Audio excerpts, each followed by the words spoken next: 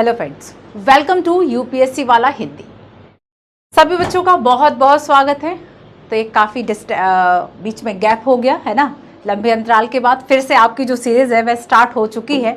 आप सभी को इंतज़ार था कि पॉलिटी में आप सभी को लक्ष्मीकांत पढ़ाया जाए। काफ़ी बच्चों के मैसेजेस भी टीम ने देखे, मैंने भी पर्सनली देखे।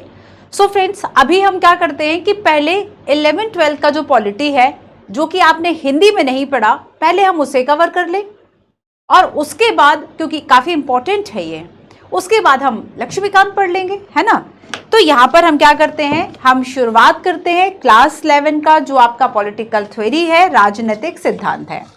यहाँ से हम शुरू करेंगे। 11 और 12 में आपकी दो किताबें हैं, उनको हम फिनिश करने के बाद, खत्म करने के बाद फिर आगे हम लक्ष्मीकांत जो सीरीज है उसको स्टार्ट करेंगे। ठीक है, आपकी जो ये शिकायतें हैं कि आप सभी को प्रॉपर जो क्लासेस है वह नहीं मिल रही, वो दूर हो चुकी है। आपका हिस्ट्री, इकोनॉमी और आपका ये जो पॉलिटी है वह साथ साथ चल रहा है। आगे भी आपको सभी सब्जेक्ट की जो क्लासेस है वह कॉन्टिन्यूसली प्रोवाइड किए जाएंगे।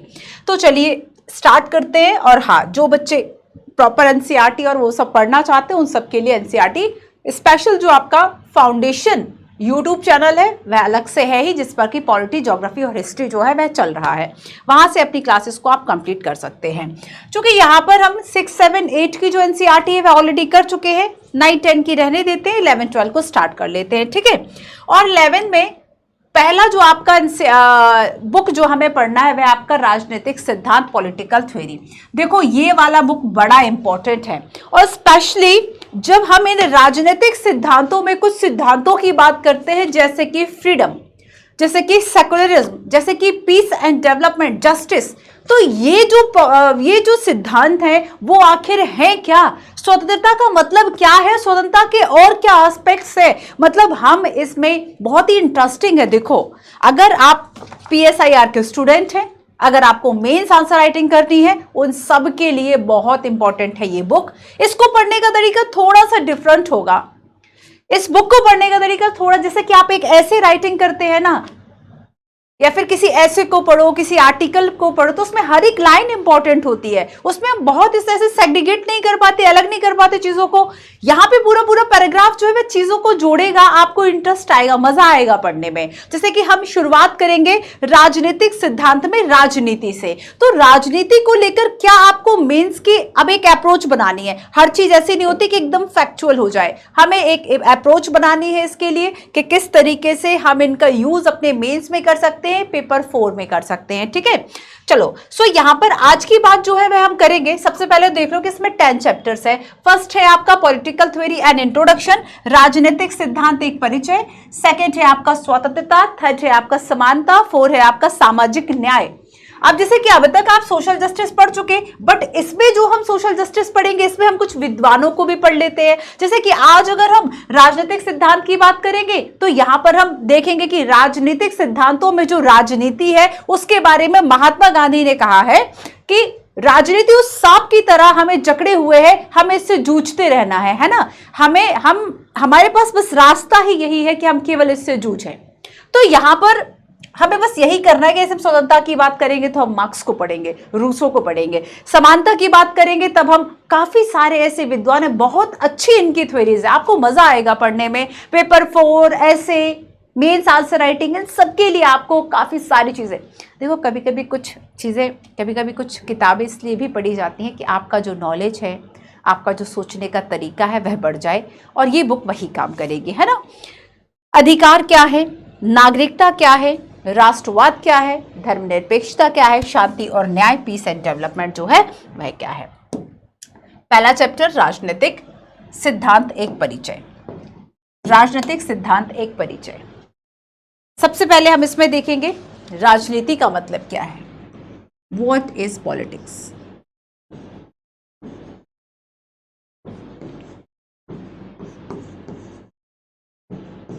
What is politics. राजनीति क्या है। देखो, मेंस आंसर राइटिंग के लिए कभी कभी जब हमें बहुत स्ट्रेट फॉरवर्ड चीजें ना मिल रही हो, है ना, कि तब हमें इस तरह की थोड़ी सी डेप्थ की बच्चों जरूरत होती है। What is politics. सेकंड है राजनीतिक सिद्धांत में हम क्या पढ़ते हैं। जो ये बुक है राजनीतिक सिद्धांत, और ये होते क्या हैं, किस तरीके से डेवलप्ड होते हैं, ओरिजिनेट होते हैं, राजनीतिक सिद्धांत से हम क्या समझते हैं, राजनीतिक सिद्धांत में हम क्या पढ़ते हैं, है ना, ये ज़्यादा सही रहेगा। सिद्धांत में हम क्या पढ़ते हैं, क्यों पढ़ते हैं, ये मैंने आपको बता दिया। What do we study in political theory? What do we study in political theory? ठीक है, सेकंड हो गया। थर्ड, इसमें हम देखेंगे राजनीतिक सिद्धांतों को व्यवहार में कैसे उतारे, या व्यवहार में उतारना कितना ज़रूरी है। कि जैसे कि हम कहते हैं कि हमें सच बोलना चाहिए, है ना, लेकिन हम हो सकता है कि हम 90% झूठ बोलते हो। हमें पता तो है कि हाँ भाई सच बोलना चाहिए, चीज़ें ठीक है, बट फिर भी हम क्या कर रहे हैं, झूठ का सहारा ले रहे हैं। तो वास्तव में आप जिन सिद्धांतों की बात कर रहे हैं वह आपकी प्रैक्टिकल लाइफ जो है उसमें कितने हैं। तो राजनीतिक सिद्धांतों को व्यवहार में उतारना, putting political theory to practice. राजनीतिक सिद्धांतों को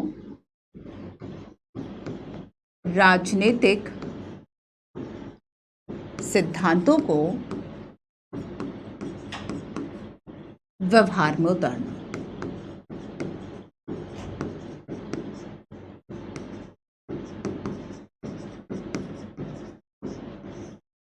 और इसमें चौथा जो पॉइंट हमें पढ़ना है, हमें राजनीतिक सिद्धांत क्यों पढ़ना है।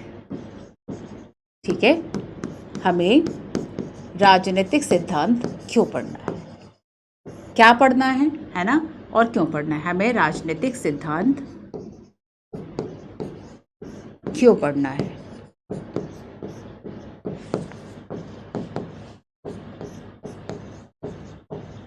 Why should we study? Why should we study political theory? PT मत समझ लेना, है ना, political theory, putting political theory to practice, putting political theory समझ जाओगे, टू प्रैक्टिस। ठीक है, क्लियर। तो ये 4 पॉइंट्स जो हैं, इन 4 बातों के अंतर्गत, पॉइंट्स के अंतर्गत हमें जो पूरा चैप्टर है इसको समझना है। निश्चित रूप से चैप्टर जो है बड़ा इंटरेस्टिंग है, ये बेसिकली पूरी किताब बड़ी इंटरेस्टिंग है बच्चों। अच्छा चलो देखो, कुछ इंपॉर्टेंट जो पॉइंट्स हैं, कुछ इंपॉर्टेंट जो पैराग्राफ्स है उसको हम रीड करेंगे, है ना। उसके पीछे कारण है कि जब हर एक लाइन इंपॉर्टेंट होती है उस वक्त हमें ज़रूरत होती है कि हम उसे एक कीवर्ड से ना पढ़ते हुए सारी चीज़ें पढ़ें। इससे हमारी जो लैंग्वेज है, जो शैली है, जो सेंटेंस मेकिंग, फॉर्मेशन, ये सारी चीज़ें ठीक होती हैं। शुरू करते हैं। मनुष्य 2 मामलों में अद्वितीय है। ठीक है, human beings are unique in 2 respects. उसके पास विवेक है और अपनी गतिविधियों में उसको यूज करने की, व्यक्त करने की योग्यता भी है। जैसे कि अगर उसके पास भाषा है, ठीक है, वो भाषा को जानता है, जिस भी भाषा को जान रहा है वह उस भाषा में संवाद कर सकता है, ठीक है, कम्युनिकेट कर सकता है। अन्य प्राणियों से तर मनुष्य में अंतरतम भावनाओं और आकांक्षाओं को भी वह व्यक्त कर सकता है। जैसे कि बाकी अगर हम और प्राणियों की बात करें तो वह हो सकता है उनके अंदर क्या इमोशंस हैं, वह अच्छा फील कर रहे हैं, वह बुरा फील कर रहे हैं, है ना, हैप्पी है, सैड है, वो उस चीज को शायद एक्सप्रेस नहीं कर पाते। बट हम इस चीज में बड़े यूनिक हैं कि ईश्वर ने क्या किया है, मनुष्य को शक्ति भी दी है, विवेक भी दिया है, और वह उसका इस्तेमाल भी कर सकता है, वह अपनी भावनाओं का भी इस्तेमाल कर सकता है। ठीक है, तो देखो, अच्छा ये बताओ, क्या हम अपनी सारी ही आकांक्षाओं को व्यक्त करते हैं? आपके मन में जितनी भी इच्छाएं, जितनी भी आकांक्षाएं आती हैं, आप उन सबको व्यक्त करते हो या फिर आप उसमें फिल्टर लगाते हो? डेफिनेटली, है ना, हम जितना सोच रहे होते हैं हम उतना सामने वाले से नहीं कह पाते। ऐसा क्यों? तो उसमें कहीं ना कहीं हमें ये लगता है कि शायद ये कहना जरूरी नहीं है, चाहे हम वह मैसेज टाइपिंग में कहें या फिर हम उसके सामने कहें। तो यहाँ पर जिन्हें वह अच्छा और वांछनीय मानता है, अच्छा है और वांछनीय है, उन विचारों को वो साझा कर देता है, और लगता है कि नहीं ये ठीक नहीं है, उन विचारों को वह रोक लेता है। अगर आपको किसी के मुंह पे उसकी बुराई करनी हो, है ना, बुराई करनी हो, तो फिर आप क्या करेंगे? उस चीज को रोक लेंगे, है ना, रोक लेंगे कि ठीक है छोड़ो, इस बात को हम नहीं कहते हैं। तो यहां पर क्या है कि राजनीतिक सिद्धांत की जो जड़ें हैं वह मानव अस्मिता के इन्हीं पहलुओं से जुड़ी हुई है और कुछ खास बुनियादी प्रश्नों का विश्लेषण भी करती हैं। फॉर एग्जाम्पल देखो, अब राजनीतिक सिद्धांत जो है वह करता क्या है? राजनीतिक सिद्धांत का मतलब है कि हमारी जो सोसाइटी है बच्चों वह कैसे बनेगी, हमारा जो सोशल स्ट्रक्चर है वह कैसे होगा, हमारा जो समाज है वह कैसे संगठित होगा।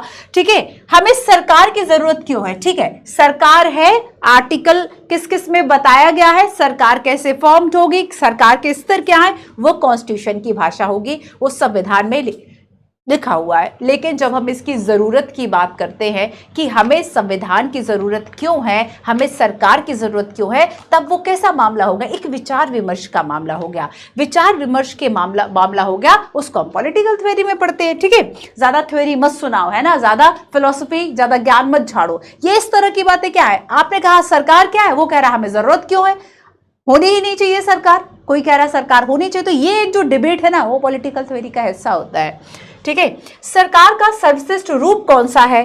क्या कानून हमारी आजादी को सीमित करता है? अब देखो, स्वतंत्रता इसका सेकंड टॉपिक है, स्वतंत्रता। ठीक है, लेकिन बच्चों जब हम इंडिपेंडेंट की बात करते हैं, हम स्वतंत्रता, फ्रीडम की जब हम बात करते हैं, तब वो जो फ्रीडम है उस पर क्या क्या लिमिटेशंस गवर्नमेंट लगाती है और क्यों लगाती है, और ये जो क्यों वाला विचार है ये हमें पॉलिटिकल थ्योरी से आता है। जब हम विचारों को देखते सीखते, यकीनन जिस बच्चे ने ये किताब पढ़ी होगी, है ना, उसके पास हर एक जो नजरिया है, हर एक पॉलिटिकल थ्योरी के पॉइंट को लेकर उसके पास अपना डिफरेंट नजरिया होगा, वो सही सोच पाएगा। लिखने के लिए उसके पास कंटेंट ज्यादा होगा वनस्पत उसके जिसने इसको नहीं पढ़ा है।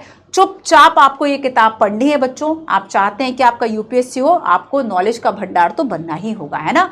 बढ़िया से रीडिंग करो, 2-3 बार रीडिंग करो, इतना कुछ पढ़ने का है ना। एक बार में वैसे भी वो नहीं, आपको लगेगा ये बहुत अच्छी लाइन्स है, हमें याद हो जानी चाहिए, तब तो आप 2-3 बार ही पढ़ोगे उसके लिए, है ना। राजसत्ता की अपने नागरिकों के प्रति क्या जिम्मेदारियां होती हैं और नागरिक के रूप में एक दूसरे के प्रति भी हमारा क्या कर्तव्य होता है। तो ये सारे जो बुनियादी प्रश्न है, इनका जो विश्लेषण है वह कौन करता है? वह करेगा पॉलिटिकल थ्योरी, वह करेगा राजनीतिक सिद्धांत। ठीक है, आगे देखो, नेक्स्ट है राजनीतिक सिद्धांत इस तरह के प्रश्नों की पड़ताल करेगा और राजनीतिक जीवन में अनुप्रमाणित करने वाले। अब देखो, राजनीतिक जीवन, जैसे कि हम बात करते हैं कि राइट टू स्पीच एंड आपको एक्सप्रेशन की स्वतंत्रता है ना, अभिव्यक्ति की स्वतंत्रता है, वाक एंड अभिव्यक्ति की स्वतंत्रता है, आपको वोट देने की स्वतंत्रता है ना। तब ये सारे अधिकार आपके कैसे हैं? राजनीतिक अधिकार हैं, राजनीतिक अधिकार हैं। अगर हम फ्रीडम की बात करें, समानता की बात करें, तो ये सारे क्या है कि आपकी जो एक पॉलिटिकल लाइफ है, मान लो इजराइल की बात कर ले, पाकिस्तान की बात कर ले, या फिर कुछ ऐसे देशों की बात कर ले, चाइना की बात कर ले, वो अपने यहाँ नागरिकों की आजादी को सीमित करता है, उनको कुछ अधिकार उसने दिए ही नहीं। तब वहां की जो पॉलिटिकल थ्योरी है वह कुछ वैसी होगी। तो हमने चूंकि स्वतंत्रता की बात करें, समानता और न्याय, ये जो मूल्य है जो कि हमारे जो राजनीतिक जीवन है इसको अनुप्राणित करते हैं, है ना, वो उसको सुव्यवस्थित रूप से विचार करता है पॉलिटिकल थ्योरी का सब्जेक्ट। यह इनके अन्य संबंध अवधारणाओं के अर्थ और महत्व की व्याख्या करता है कि अगर इसमें हम बात करेंगे कि स्वतंत्रता, तो उससे जुड़ी हुई जो अवधारणाएं है उसकी और व्याख्या करेंगे, उसका महत्व देखेंगे, और उसमें हम देखेंगे कि जैसे जो स्वतंत्रता है ना, उसकी हानि कब होती है, उसकी हानि क्यों होगी, है ना, मतलब स्वतंत्रता की हानि का हम एक इसमें सिद्धांत देखेंगे। काफी इंटरेस्टिंग उसमें बताया गया कि जहां से दूसरे की हद शुरू हो गई वहां से आपकी हद खत्म हो गई। ठीक है, इनकी यह इनसे संबंधित अवधारणाओं का अर्थ और महत्व बताएगा। अतीत और वर्तमान के प्रमुख राजनीतिक चिंतकों को केंद्र में रखकर अवधारणाओं की मौजूदा जो परिभाषा है उसको पेश कर देगा। तो चाहे हम रूसो की बात करें, मार्क्स की बात करें, सुकरात की बात करें, ठीक है, हम देखेंगे कि किस तरीके से रूसो, मार्क्स और ये सब जो है वह अलग अलग धारणाओं को महत्व दे रहा है। किसी ने कहा कि स्वतंत्रता पहले आनी चाहिए, किसी ने कहा समानता पहले आनी चाहिए, अब उनके जो विचार थे वही व्यवस्थित ढंग से हमें पढ़ने को मिल जाते हैं। तो ये सारी बातें आपकी किस में आएंगी, राजनीतिक सिद्धांत में आएंगी। तो बेसिकली इसका जो मेन ऑब्जेक्टिव होता है पॉलिटिकल थ्योरी का, कि सरकार को और सिटीजन्स को अवेयर करना कि आपकी स्वतंत्रता, आपकी जो फ्रीडम है, जो सेकुलरिज्म है, जो इक्वालिटी है, उसका कॉन्सेप्ट क्या कहता है। ठीक है, तो एक अवेयरनेस का जो काम है वह पॉलिटिकल थ्योरी करता है। ठीक है, क्लियर हो गया। अब चलो एक क्वेश्चन पढ़ो, इसका आंसर आगे हम देखेंगे, है ना। क्वेश्चन कहता है, आधुनिक काल में सबसे पहले रूसो ने सिद्ध किया कि स्वतंत्रता मानव मात्र का मौलिक अधिकार है। अब रूसो ने कह दिया कि मानव मात्र का मौलिक अधिकार है स्वतंत्रता, है ना। सेकंड, कार्ल मार्क्स ने कहा कि समानता उतनी ही निर्णायक है जितनी की स्वतंत्रता। अब इन्होंने, मार्क्स ने समानता की बात कर ली, क्योंकि मार्क्स जो है वह वर्ग संघर्ष की बात करते हैं। मार्क्स कहते हैं कि जो मजदूर वर्ग है, सारे मजदूर एक हो जाओ, क्योंकि आपके पास पाने के लिए सब कुछ है, खोने के लिए कुछ भी नहीं है। तब यहां पर जब ये इस तरह से ये जो कॉन्सेप्ट देते हैं, ये समानता की बात करते हैं, ये इक्वलिटी की बात करते हैं। गांधी जी कहते हैं हिंद स्वराज में कि वास्तविक स्वतंत्रता या स्वराज, है ना, इसकी व्याख्या करते हैं। तो यहां पर ये कुछ कॉन्सेप्ट हम आगे पढ़ेंगे। जब इसको जैसे जैसे हम आगे पढ़ते जाएंगे वैसे वैसे आपको इसके और डायमेंशन समझ में आते जाएंगे। ठीक है, इंटरेस्टिंग है, बहुत ध्यान से पढ़ना है पॉलिटिकल थ्योरी।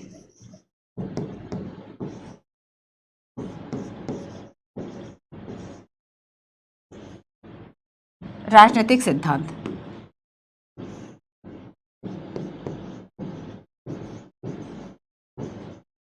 ठीक है। तो राजनीतिक सिद्धांत क्या है, क्यों है, इनका उद्देश्य क्या है, ये बातें हमने कर ली। कुछ और इंपॉर्टेंट पॉइंट्स यहां पर मैं आपको बता देती हूँ। ठीक है, दो चार बातें लिखवा दूं कि राजनीतिक जो सिद्धांत है वह क्या क्या करेगा। तो राजनीतिक सिद्धांत कुछ प्रश्नों का विश्लेषण करता है। कौन कौन से प्रश्न? कुछ प्रश्नों का विश्लेषण करता है, कुछ प्रश्नों का विश्लेषण, लिख लो भाई, साथ साथ नोट्स बना लो। तरीका यही होता है बच्चों पढ़ने का, है ना, नोट्स बनाओ, पढ़ो। जैसे कि समाज जो है वह कैसे संगठित होगा, समाज कैसे संगठित होगा, इन प्रश्नों का विश्लेषण करेगा। सरकार की जरूरत क्यों है, और अगर हमें सरकार की जरूरत है तो उसका सर्वश्रेष्ठ रूप कौन सा है। हमें याद है यूपीएससी ने पीटी में एक क्वेश्चन पूछा था कि मार्क्स और गांधी में 4 पॉइंट्स दे दिए गए थे, और पीटी में क्वेश्चन पूछे थे कि मार्क्स और गांधी में किन किन जो पॉइंट्स है उस पर समानता है ना। यहाँ से क्वेश्चन आया था। तो आप ये ना सोचे कि यहाँ से क्वेश्चंस पीटी में नहीं आते हैं। ठीक है, क्वेश्चंस जो है वह कहीं भी आ सकता है। सो हमें सरकार की जरूरत क्यों है,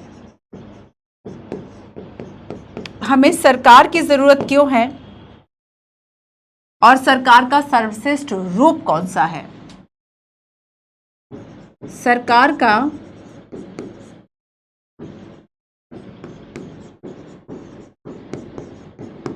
सर्वश्रेष्ठ रूप कौन सा है।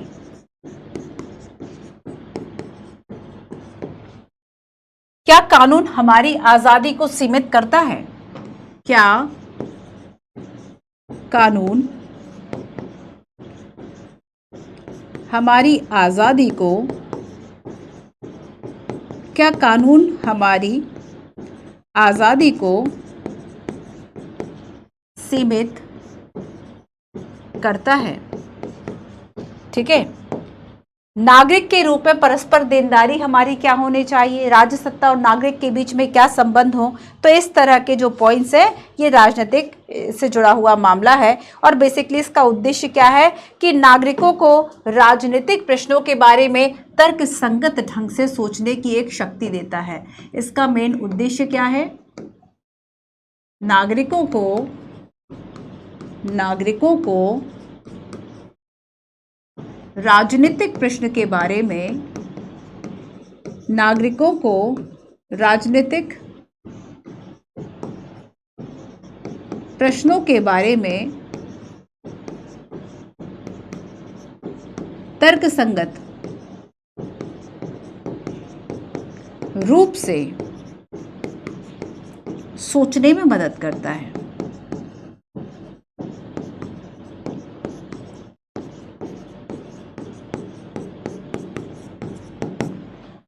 ठीक है, समझ गए इस बात को? पॉलिटिकल थ्योरी, राजनीतिक सिद्धांत, क्या क्या प्रश्न है और किस तरीके से।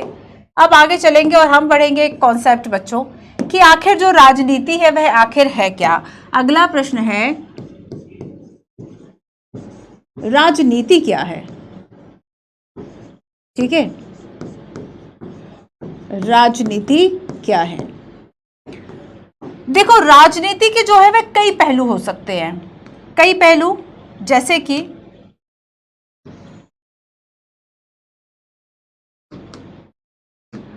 ठीक है, अब जैसे मान लो एक पहलू ये वाला हो गया कि जहां पर किसी को जो पॉलिटिक्स है वो एकदम सीधी रेखा दिखाई दे रही है। दूसरा पहलू ये हो गया कि जहां से किसी को ये जो पॉलिटिक्स है उसका दूसरा पक्ष दिखाई दे रहा है। ठीक है, तो यहां पर बच्चों इसके देखने के दो विरोधी पहलू हैं, दो विरोधी पहलू हो गए। जैसे कि अच्छा ये बताओ, मान लीजिए मैं आपको ऑनलाइन स्टडी करा रही हूं,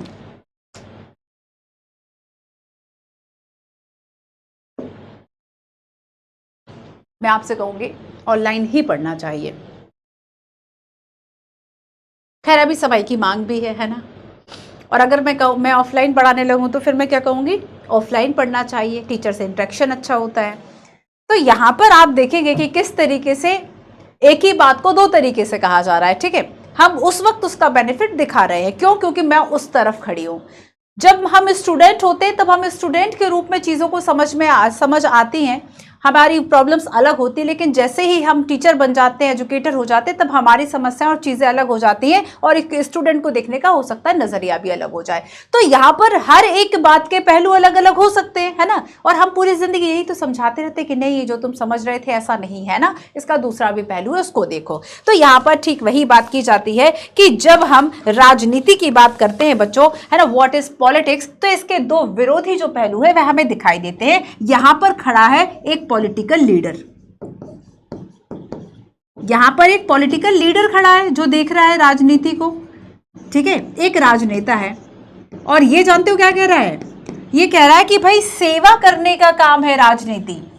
ये पॉलिटिकल जो लीडर है ये क्या कह रहा है कि राजनीति मतलब सेवा करने का काम है।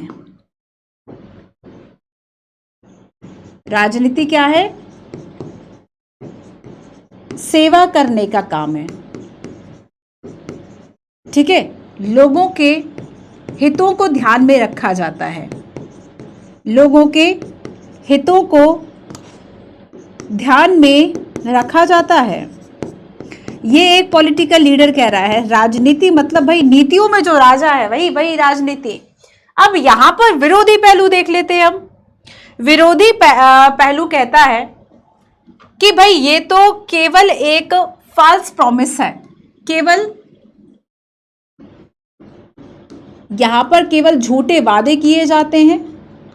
राजनीति मतलब केवल भ्रम, दिखावा, झूठे वादे, है ना, और जो कि कभी पूरे नहीं होंगे। इसके अलावा आप गलत जो तरीके हैं वह राजनीति में अपनाएंगे। राजनीति मतलब एक गलत तरीके से लोगों को मैनिपुलेट करना, है ना।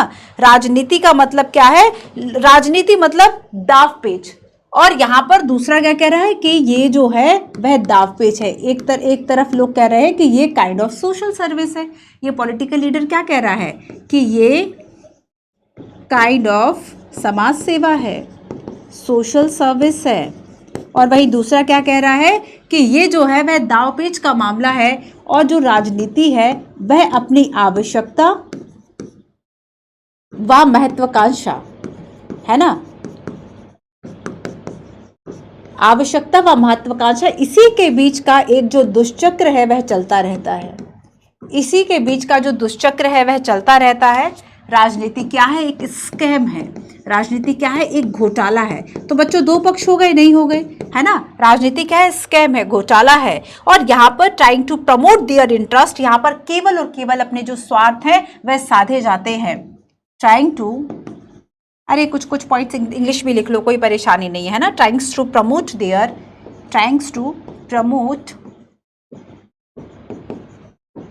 देयर इंटरेस्ट, केवल अपने जो स्वार्थ हैं उनको साधा जाता है, स्वार्थ सिद्ध करने की राजनीति है। ठीक है, ये दूसरा पहलू कहता है। और जैसे कि मान लीजिए किसी ने आपके साथ कोई ऐसा काम कर दिया कि आपको लगे कि अरे मैं तो कुछ और समझ रहा था, पर तुमने ये जो काम है वह इस भावना से किया, ज्यादा राजनीति मत करो, है ना। सीधा हम जाते हैं, मतलब ज्यादा राजनीति मत करो, मतलब हमने पहले ही मान लिया कि किसी ने आपके साथ दांवपेच खेला, आपने तुरंत बोल दिया कि ज्यादा राजनीति मत करो, मतलब हमने पॉलिटिक्स जो शब्द है उसको हमने गंदा ही मान लिया। पार्टी पॉलिटिक्स है, ये पॉलिटिक्स है, स्टूडेंट पॉलिटिक्स है, इसका कहने का मतलब ही नेगेटिव है।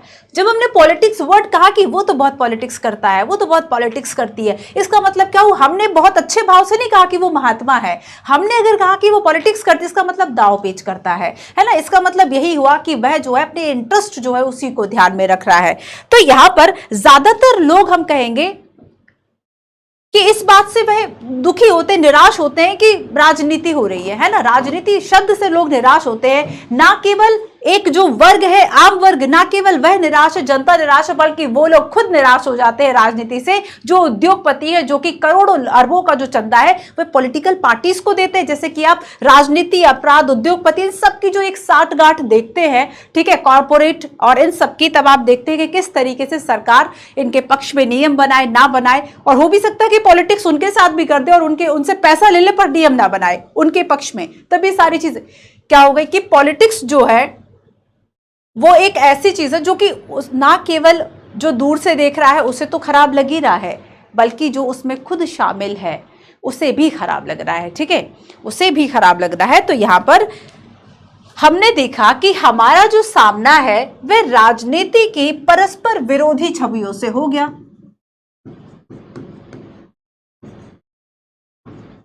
परस्पर विरोधी छवियां। अब ऐसे में एक प्रश्न उठता है, ठीक है, हमारा सामना किससे हुआ बच्चों? What is politics? What is politics? तो हमने देखा कि एक कह रहा है कि भाई बहुत बढ़िया है, बहुत बढ़िया पॉलिटिक्स, और दूसरा कह रहा है कुछ नहीं है, केवल दांवपेच है। तब हमारे मन में उठता है एक बहुत बड़ा प्रश्न चिन्ह, और ये प्रश्न चिन्ह है इस बात का कि अब क्या राजनीति वांछनीय है? क्या राजनीति वांछनीय है या फिर छोड़ने वाली चीज है? होनी ही नहीं चाहिए एक सोसाइटी में राजनीति। अब देखो बस यही मुद्दे, तो अभी हमने क्या देखा कि पॉलिटिकल थ्योरी मतलब इस तरह के जो मुद्दे जिससे कि पूरी देश दुनिया चल रही है, उनके जो सोसाइटी है वह चल रही है, उसके संदर्भ में उन मूल्यों को आंकना, उनके महत्व, उन अवधारणाओं की जांच पड़ताल करना ही पॉलिटिकल थ्योरी का हिस्सा है। अब ऐसे में हम यहाँ राजनीति की बात कर रहे हैं। अब राजनीति के हमने दोनों पहलू देख लिए, तो हमारे दिमाग में झट से आ गया कि क्या राजनीति वांछनीय है, हम इसको छोड़ क्यों नहीं देते, है ना। तब हम देखेंगे कि क्या हमें इससे अलग रहना चाहिए, पीछा छुड़ाना चाहिए, या ये जो गतिविधि है वो बेहतर दुनिया बनाने के लिए, क्या हम इससे पीछे छुड़ा लें क्योंकि नेगेटिव एस्पेक्ट्स है, या फिर ये दुनिया को बेहतर बनाने की एक गतिविधि है। ठीक है, अब हम पढ़ते हैं एक इंपॉर्टेंट पैराग्राफ। ठीक है, समझ गए? इस बात को समझ गए कि यहां पर हमारे दिमाग में क्या आया कि क्या जो राजनीति है वह वांछनीय है, ठीक है, एक अनडिजायरेबल एक्टिविटी है, एक अनडिजायरेबल एक्टिविटी है, या फिर वर्थ है, या फिर क्या है बच्चों? एक वर्थ एक्टिविटी है, एक देश दुनिया को बेहतर बनाने का एक तरीका हमें देती है। अब हम पढ़ेंगे एक सेंटेंस जो इसके आगे का हमें बताएगा। ठीक है, चलो एक पैराग्राफ पढ़ते हैं। यह दुर्भाग्यपूर्ण है कि राजनीति का संबंध किसी भी तरीके से हो निजी स्वार्थ साधने का धंधा बन चुका है। ठीक है, तो अब क्या है कि ये गलत तरीका है कि भाई निजी स्वार्थ को साधने का जो धंधा है वह राजनीति बन गया। हमें समझने की जरूरत है कि राजनीति किसी भी समाज के लिए महत्वपूर्ण और अविभाज्य अंग है। खुद बताओ कि अगर इस तरीके से पॉलिटिकल पार्टीज ना हो, मुद्दे ना उठे, लॉ ना बने, है ना, अगर पॉलिटिकल पार्टी ना हो, कैसे सरकारें बनेगी, कैसे आप सामूहिक रूप से फैसला लोगे? देखो सबसे बड़ा, अगर हमने संविधान में पढ़ा कि हमें पॉलिटिकल सिस्टम की जरूरत होती है, क्यों? इसलिए जरूरत होती है बच्चों, क्योंकि अगर एक जो निर्दलीय उम्मीदवार आप देखते हैं कि जो कि किसी दल से नहीं खड़ा, अगर उसको मान लो पूरे देश के लिए नियम बनाने, तब वो अकेला कैसे बनाएगा? फिर तो आपको लोगों को संगठित करने की जरूरत होगी। अब संगठित होंगे तो पार्टी बन जाएगी, है ना? नहीं चाहते फिर भी वही काम हो गया। इसका मतलब क्या है कि यहां पर समाज के लिए एक महत्वपूर्ण, एक अविभाज्य अंग है, हम इसको अलग नहीं कर सकते। ठीक है, एक ऐसा इंपॉर्टेंट है, इंटीग्रल पार्ट है हमारी सोसाइटी का। अब बात करेंगे महात्मा गांधी की। तो महात्मा, देखो क्वेश्चन कैसे आ सकता है यहां पर एक क्वेश्चन मैं आपको बताती हूं।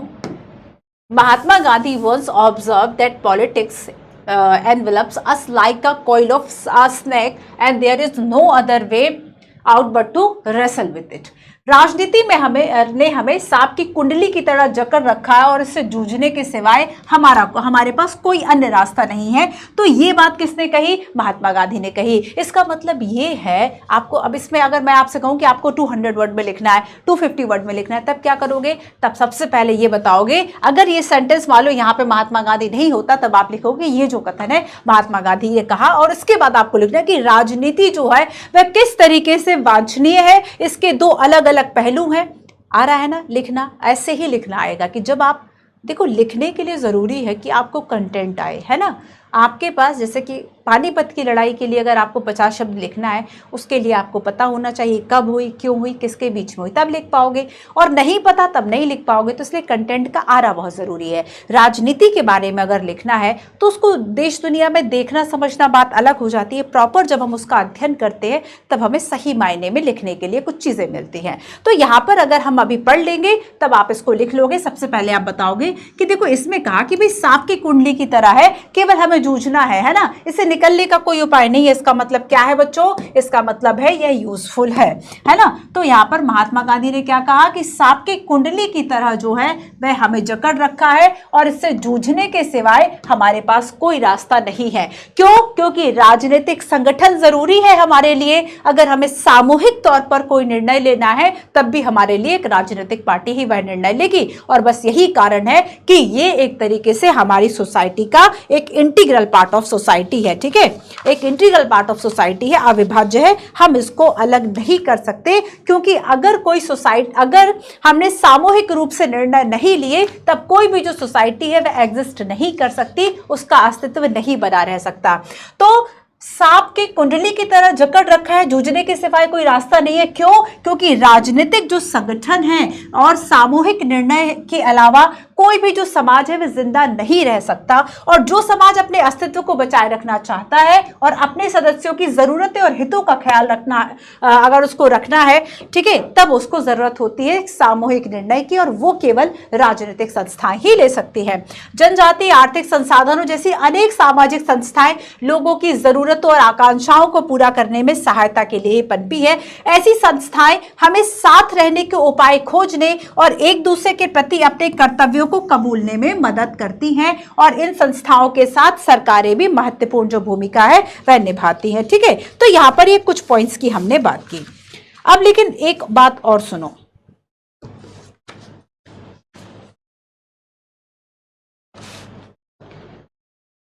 कि देखो आखिर राजनीति क्या केवल कुछ, इसके आगे कुछ और पॉइंट्स हम देखते हैं कि जो राजनीति है क्या वे सरकार के कार्यकलापों तक सीमित है या फिर उससे ज्यादा भी है? क्या राजनीति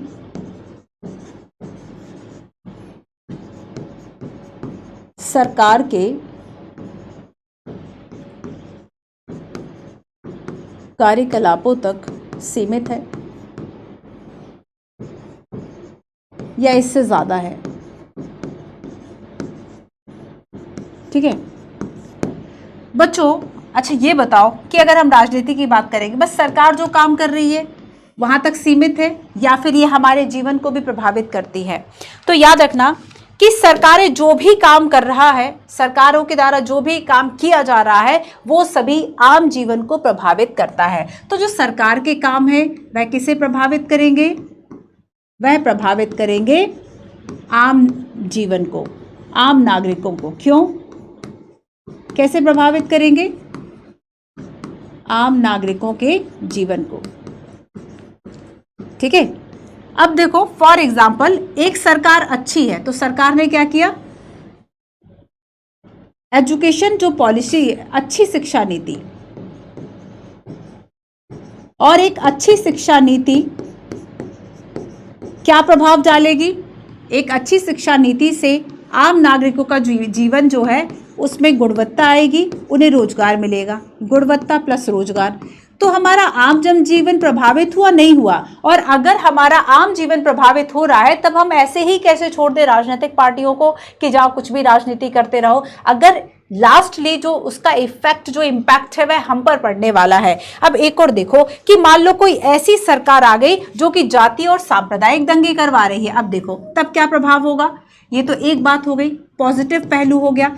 दूसरा है कि अगर मान लो कोई ऐसी सरकार आ गई जो कि सांप्रदायिक दंगे करा दे, सांप्रदायिक व जाति दंगे, तब ऐसे में क्या होगा, सब रोजगार वगैरह तो ठीक है सब ठप हो जाएगा, मार्केट, स्कूल, हॉस्पिटल तक लोग नहीं पहुंच पाते हैं, कितनी ज़्यादा कैजुअलिटीज़ होती हैं। तो यहाँ पर ये क्या हुआ कि अगर सांप्रदायिक दंगे, जातिगत दंगे ऐसे हो रहे हैं तब पूरा जो जीवन है, पूरा जो सामाजिक जीवन है, सुख शांति है, सब तहस नहस हो जाएगा, है ना। ना स्कूल कॉलेज खुलेंगे, ना मार्केट खुलेंगे, ना आपको आपकी ज़रूरतों की चीज़ें मिलेंगी। अगर उस पर भी धारा 144 वगैरह जैसी चीज़ें लगा दी जाती है तो चार लोग भी फिर इकट्ठे नहीं हो पाते। तब अगर इस तरह की सरकार आई तब भी तो वो राजनीतिक निर्णय ही तो ले रही है। अब इंदिरा गांधी का जो आपातकाल हम देखते हैं बच्चों, 75-70, हम उसको पढ़ेंगे 11 में, बहुत इंटरेस्टिंग है वो भी, है ना। 11th-12th में आपको जो घटनाएं बताई गई हैं राजनीति को समझने के लिए बहुत ही मजेदार हैं वो। तो हम देखेंगे बच्चों कि अगर सत्तारूढ़ जो सरकार है वह कुछ ऐसी आती जो कि सांप्रदायिक संघर्ष को हवा दे दे तो हमारा जो पूरा जीवन है वह खत्म हो जाएगा। और ऐसे में हम देखेंगे कि अगर ऐसी सरकार आती है जो अच्छी शिक्षा नीति को बढ़ावा देती है और इससे साक्षरता का जो स्तर है वह बढ़ेगा, तब हमारे जीवन की जो गुणवत्ता है वह और भी ज्यादा बढ़ जाएगी। ठीक है, तो इस तरीके से राजनीति ना केवल सरकारों तक जो है वह सीमित है, बल्कि आम जनजीवन में भी बहुत ही ज्यादा प्रासंगिकता उसकी होती है। और इसलिए जो लोग अवेयर होते हैं पॉलिटिकली, वो अपने वोट का भी इंपॉर्टेंस समझते हैं। ठीक है, एक पॉइंट समझ में आया। चलो आगे देखेंगे कि अगर मान लो कोई ऐसी नीति बनती है, नीतियां जो पसंद ना आए, है ना, नीतियां जिनसे असहमत हों, जिनसे नागरिक असहमत हों,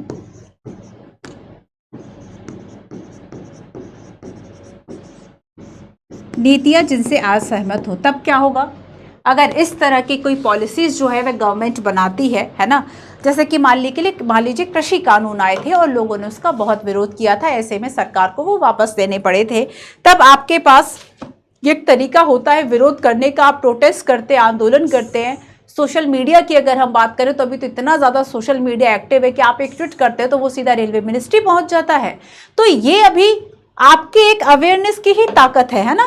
तो यहाँ पर हम देखेंगे कि जैसे कि नीतियां ऐसी जिससे कि अगर लोग असहमत हो गए, मान लीजिए बहुत ज़्यादा जो भ्रष्टाचार है वह बढ़ रहा है, ठीक है, हम देखेंगे फॉर एग्जाम्पल इसमें कि जो करप्शन है, जो भ्रष्टाचार है वह बहुत ज़्यादा बढ़ रहा है। और अगर ये बढ़ रहा है तब लोगों ने आंदोलन किए, और जब आंदोलन किए तब उसके बाद क्या होता है, सरकार जो है वह लोकपाल बिल लेकर आ रही है, लोकपाल जो बिल है वह लेकर आ रही है। ठीक है, भ्रष्टाचार के लिए जो समितियां हैं वह बना रही है कि किस तरीके से उसको दूर किया जा सके, भ्रष्टाचार को कम किया जा सके। तो यहाँ पर जो भी नीतियां बनेगी उसमें एक आम आदमी का जनजीवन जो कि उसका जो है वह प्रभावित हो रहा है, इस वजह से अगर वह अवेयर है और ऐसी नीतियां सरकार लेकर आएगी वह उसका विरोध कर सकता है। ठीक है, मतलब इसका निष्कर्ष यही होता है, इसका हम एक निष्कर्ष अगर देखें कि जो राजनीति है क्या वह वांछनीय है, क्या वह उपयोगी है, नहीं है, तो लास्ट पैराग्राफ इंपॉर्टेंट है कि राजनीति ये है कि राजनीति का जन्म ही इस तथ्य से होता है कि हमारे और हमारे समाज के लिए क्या उचित है, क्या वांछनीय है और क्या नहीं है, इसी बात का निर्धारण एक राजनीति जो है वह करती है। ठीक है, तो यहाँ पर हम देखते हैं कि बहुत सारे लोगों की दृष्टि, उनका जो एक ओपिनियन कह ले हम, वो काफी अलग अलग होता है, लेकिन उसी अलग अलग ओपिनियन यूनियन में हम एक सहमति जो है वह बना लेते हैं, और वो सहमति ऐसी होती है जो कि ज्यादातर लोगों की सहमति होती है। ठीक है, तो यहाँ पर ये सारी बातें आपको इंपॉर्टेंट है और याद रखनी है। ठीक है, क्लियर है। अब सेकंड हम पढ़ेंगे, हमारा जो फर्स्ट पॉइंट है वह कवर हो गया कि जो राजनीति है वह क्या है। ठीक है, फर्स्ट क्या कवर हो गया, राजनीति जो है वह क्या है। क्लियर है, इसमें हमने काफी कुछ जाना समझा, हमने देखा, फिर से देख लो बच्चों, हमने इसमें जाना कि राजनीति क्या है, परस्पर विरोधी छवियां है, महात्मा गांधी की टिप्पणी की बात की, मेंस का एक क्वेश्चन भी मैंने दिया, इसको आपको लिखने की कोशिश करना है। हमने देखा कि सरकार की नीतियां कैसे जनजीवन को प्रभावित करेंगी, अगर हम असहमत हैं भ्रष्टाचार से तब हम आंदोलन करें, लोकपाल बिल आए। फिर यहाँ पर ये पॉइंट आपका खत्म हो गया। अब आगे हम बात करेंगे कि राजनीतिक सिद्धांत में हम पढ़ते आखिर हैं क्या। ठीक है, राजनीतिक सिद्धांत में क्या पढ़ते हैं, अगर आप शुरू में जो आपका टेबल ऑफ कंटेंट है अगर आप उसको पढ़ ले, शुरुआत में जो आपका इंडेक्स होता है विषय सूची, उसमें हम देखेंगे कि स्वतंत्रता, समानता, अधिकार, कल का हमारा चैप्टर स्वतंत्रता है ना, स्वतंत्रता, तो स्वतंत्रता, समानता, अधिकार, नागरिकता, राष्ट्रवाद, धर्मनिरपेक्षता, शांति और न्याय। तो इस तरह के सिद्धांत हम इस बुक में पढ़ते हैं। अब ये सिद्धांत वो है जिनसे कोई एक सोसाइटी, कोई एक जो देश है उसका सारा पॉलिटिकल जो स्ट्रक्चर है वह चल रहा है। समाज ने इन मूल्यों को बहुत अंदर तक अपनाया है ना, बहुत, मतलब हम देखेंगे कि हर जगह, जैसे कि इक्वालिटी है, तो इक्वालिटी हमने चाहे कॉन्स्टिट्यूशन की बात करें, चाहे हमने अपने मन में एक मूल्य के रूप में उसको अपनाया, तो यहाँ पर इक्वालिटी को हमने अपनाया है। ठीक है, तो ऐसे मूल्य है जो कि हमारे जीवन को, जो कि सामाजिक व्यवस्था को, राजनीतिक व्यवस्था को प्रभावित करेंगे। चलो इसको रीड करते हैं ना। राजनीतिक सिद्धांत से हम क्या, राजनीतिक सिद्धांत में हम क्या पढ़ते हैं, अगर हम आसपास में देखें तो एक पता चलता है कि आंदोलन, विकास और परिवर्तन है ना, हमें आंदोलन दिखेगा, विकास दिखेगा और परिवर्तन दिखेगा। लेकिन अगर हम गहराई से देखें तो हमें यह भी दिखेगा कि निश्चित मूल्यों और सिद्धांतों ने जनता को प्रोत्साहित किया। अब निश्चित मूल्यों ने, अगर फ्रांस रूस की क्रांति होती है तो उसके पीछे कुछ मूल्य ही तो थे जिसके लिए लोग लड़ रहे थे। अगर 200 साल तक अंग्रेजों से इंडियंस लड़ते रहे, अलग अलग बैकग्राउंड के थे, पृष्ठभूमि के थे, फिर भी हम सब एक साथ होकर लड़ते रहे। क्यों लड़ रहे थे? स्वतंत्रता के लिए। स्वतंत्रता क्या है? एक मूल्य भी है और एक अधिकार भी है ना, ये भी मैंने आपको लिखने के लिए दिया। तो यहां पर हम देखेंगे बच्चों कि निश्चित मूल्य और सिद्धांत ने जनता को प्रोत्साहित किया और नीतियों को निर्देशित किया, जैसे कि लोकतंत्र, जैसे कि स्वतंत्रता, जैसे कि समानता, है ना, ये कुछ ऐसे आदर्श सिद्धांत हैं जिसके लिए लोग लड़े। अगर नेल्सन मंडेला ने अपने जीवन के 30-35 साल जेल में काटे, उसके पीछे उनका एक बहुत ही सॉलिड वो एक मूल्य था जो कि था डेमोक्रेसी, लोकतंत्र, फ्रीडम, है ना। विभिन्न देश ऐसे मूल्यों को अपने संविधान में प्रतिस्थापित करता है। हमने ये सारे मूल्य अपने संविधान में प्रतिस्थापित किए, चाहे स्वतंत्रता हो, चाहे समानता, हमने फंडामेंटल राइट्स में इसको रखा, प्रस्तावना में इसको लिखा, डीपीएसपी में इसकी बात की गई। हमने पूरी न्यायपालिका की जो संरचना है वह कुछ इस तरीके से बनाई है कि वह इंडिपेंडेंट हो, लोग एक डेमोक्रेटिक जो फंक्शनिंग है, जो हमारा देश है वह लोकतांत्रिक तरीके से चल सके। ठीक है, हालांकि संवैधानिक दस्तावेज की उत्पत्ति रातों रात नहीं हुई। अरे भाई, जब छोटी से छोटी चीजें रातों रात नहीं बन सकती, ओवरनाइट नहीं हो सकती, ऐसे मूल्य जिससे आज पूरा विश्व चल रहा हो, अपने अपने देशों में उस चीज को हमने अपनाया हो, एज अ यूनिवर्सल लॉ हमने उस चीज को अपनाया हो, रातों रात कैसे बनेगा, है ना। तो यहां पर हम देखेंगे कि इनका जो निर्माण है वो विचारों और सिद्धांतों के आधार पर हुआ, जिन पर कौटिल्य, अरस्तु से लेकर Rousseau, Marx, Gandhi, B R. Ambedkar तक के समय से वाद विवाद होता आया है। जैसे कि अगर हम बात करें न्याय क्या है, तो वाद विवाद से बन गया ये पूरा, है ना, बार बार बहस हुई, इसमें करेक्शन हुआ, न्याय का मतलब ये, न्याय का मतलब वो। किसी ने कहा कि न्याय का मतलब है कि आप अपने ऊपर जो ऋण है वह ना रखें, जिससे ऋण लिया है उसका पैसा चुका दो, और आप सच बोलो। ये दो बातें जो है वो न्याय हो गई। आगे कोई आता है, कहता अरे भाई ये इतना करना से केवल न्याय नहीं है, न्याय का मतलब होता है जो दोस्त हैं उनसे दोस्ती निभाना और जो शत्रु हैं उनके लिए बुरे हो जाना। ठीक है, जो दोस्त है उनसे दोस्ती निभाओ, जो शत्रु है उनसे भी बुरे हो जाओ। कुछ लोगों ने कहा ये जस्टिस है। कुछ लोग कहते हैं कि अगर आप सोच रहे हैं कि पैसा कमाना, है ना, धन अर्जन करना एक अच्छा तरीका है, और अगर मान लो लोग, देखो इसमें भी स्पेशली तरीके होते हैं, जैसे कि मान लो एक बैंक रॉबरी होती है, ठीक है, और किसी बहुत धनाढ्य व्यक्ति के यहाँ चोरी होती है जिसका शायद उस पर फर्क ही नहीं पड़ रहा, आपको किसका दुख होगा? बैंक रॉबरी का। आपको लगेगा यार लोगों का पैसा था, है ना, लोगों ने जमा किया था अपनी पूंजी, तो आपके भाव जुड़ गए उस चीज के साथ, तब आपको बुरा ज्यादा क्या लगा? आपको ज्यादा बुरा लगा कि बैंक में जो चोरी है वह हो गई, जो लॉकर है वह टूट गए, है ना। तो यहां पर बच्चों आपके मन में क्या था कि जिसने अगर पैसे को बहुत मेहनत से कमाया है उसका पैसा ना जाए, ये आपका एक मूल्य था, आपके मन की गहराई, मतलब बचपन से हमें जो चीजें सिखाई गई, बचपन से हमने सोसाइटी में जो चीजें देखी उससे हमारे मूल्य बन जाते हैं। अब यहाँ पर रॉबिनहुड का मामला आपने देखा होगा कि भाई जो एक रॉबिनहुड पर्सनालिटी है वो आपको अच्छी लगती है, क्यों? आपको वो चोर अच्छा लग रहा है जो कि अमीरों से छीन रहा है, गरीबों को दे रहा है। अब आपको यहाँ पर अच्छा क्या लग रहा है उसका? आप देख रहे हैं कि वो न्याय कर रहा है, उसकी नजरों में भी वो न्याय है, आपकी नजरों में भी कहीं ना कहीं वो न्याय ही कहलाता है। तब ऐसे में क्या है बच्चों कि आप इस चीज को मान रहे हो कि जो अच्छा है उसके साथ अच्छा करो, जो बुरा है उसके साथ और बुरे हो जाओ, बस यही न्याय है, यही जस्टिस है। तो क्या दिन रात, मतलब रातों रात क्या इस जस्टिस की जो डेफिनेशन है वह बन गई? आज हम जिन डेफिनेशंस को पढ़ते हैं वो कई समय में बने, किसी ने कैसी व्याख्या कर दी, किसी ने कैसी व्याख्या कर दी, फिर उन व्याख्याओं का बढ़िया सा कोई सार किसी ने लिखा, कई लोगों ने मिलकर उसको बढ़िया तरीके से और अच्छे से रच बस दिया, तब जाके जो आज की आप ये कॉन्सेप्ट पढ़ते हैं वो आज सामने आए हैं, ठीक है। तो यहां पर हम देखेंगे, चाहे हम कौटिल्य से शुरू करें, चाहे हम अरस्तु को देखें, रूसो की बात करें, मार्क्स की बात करें, गांधी की बात करें और अंबेडकर की बात करें, तो इनके समय समय पे भी जो विचार है वो जो है वे बदलते रहे। आगे देखो कैसे, जैसे कि हम 5वीं सदी की बात करें, ईसा पूर्व 5वीं सदी। अब प्लेटो और अरस्तु अपने विद्यार्थियों से विचार विमर्श किया। इन्होंने कहा कि ये बताओ, राजतंत्र और लोक, ज्यादातर आप यूरोप और इन सब में देखोगे तो राजतंत्र था, कहीं ना कहीं कोई राजा हुआ है ना। तो यहाँ पर राजतंत्र और लोकतंत्र में कौन सा जो है वह बेहतर है, इसको लेकर एक विचार विमर्श हुआ। आधुनिक देशों में किसको अच्छा माना जाता है? लोकतंत्र को अच्छा माना जाता है ना, क्योंकि हम ये सोचते हैं कि ज्यादातर जो सिटीजन्स हैं उनका जो भला है वह होना चाहिए, उनके जो राइट्स है वह मिले। आधुनिक काल की बात करें तो सबसे पहले जो रूसो है उन्होंने सिद्ध किया था, ठीक है, रूसो ने क्या सिद्ध किया था कि स्वतंत्रता मानव मात्र का मौलिक अधिकार है। अब इसका यूज आप मेंस आंसर राइटिंग में भी कर सकते हैं। कार्ल मार्क्स ने तर्क दिया कि भाई स्वतंत्रता बहुत अच्छी बात है, लेकिन समानता भी उतनी ही निर्णायक है जितनी कि स्वतंत्रता। रूसो कहते हैं स्वतंत्रता, मार्क्स कहते हैं कि समानता, ठीक है, तो दोनों की बात वो करते हैं। तो यहां पर क्या है, हमें दो विचार देखने को मिल गए, आप इन दोनों के बारे में लिख सकते हैं। अपने देश में गांधी जी की बात करें तो उनकी जो पुस्तक है हिंद स्वराज, उसमें वास्तविक स्वतंत्रता या स्वराज के अर्थ की विवेचना की गई। अंबेडकर ने जोरदार तरीके से तर्क रखा, ठीक है, गांधी जी की बात होगी, अंबेडकर ने कहा कि अनुसूचित जातियों को अल्पसंख्यक माना जाना चाहिए और उन्हें विशेष संरक्षण जो है वह मिलना चाहिए। इन विचारों ने भारतीय संविधान की प्रस्तावना में स्वतंत्रता और समानता को प्रतिष्ठित किया और भारतीय संविधान के अधिकतर अधिकार वाला जो हिस्सा है उसमें भी छुआछूत का जो निषेध है वह किया गया है ना, अनटचेबिलिटी को जो प्रोहिबिटेड है, और एक पनिशेबल जो ऑफेंस है आर्टिकल 17 है ना। और गांधी के सिद्धांतों को हमने डीपीएसपी में भी रखा। डीपीएसपी में हम देखेंगे कि 3 भागों में राज्य की नीति के निर्देशक तत्व, जो कि पार्ट 4 भाग 4 में संविधान के, उसको अगर आप देखेंगे तो दार्शनिक रूप से 3 भागों में बांटा जाता है, ठीक है।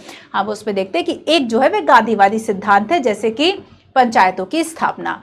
तो गांधी जी के, हमने अपने कॉन्स्टिट्यूशन में स्वतंत्रता को भी अपनाया, समानता को अपनाया। रूसो की भी बात रह गई, मार्क्स की भी बात रह गई, गांधी की भी बात रह गई और अंबेडकर की भी बात रह गई। तो यहां पर क्या हुआ कि हमने इन सभी जो विचार थे उसको हमने किस में अपनाया? अपने कॉन्स्टिट्यूशन में अपनाया। आया समझ में? अब देखो, राजनीतिक सिद्धांतों की अगर हम बात करें बच्चों, तो ये वो है जिससे हमारा जो सामाजिक जीवन है वह आकार ले रहा है, ठीक है। तो इसमें क्या क्या आएगा देखो, राजनीतिक सिद्धांतों में कुछ और इसके आगे का पॉइंट मैं आपको बता रही हूं।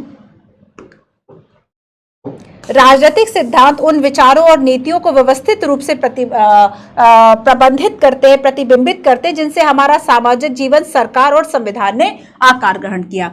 तो अगर हमारा सामाजिक जीवन क्या है, ऐसे मूल्य आप सोच पा रहे हैं?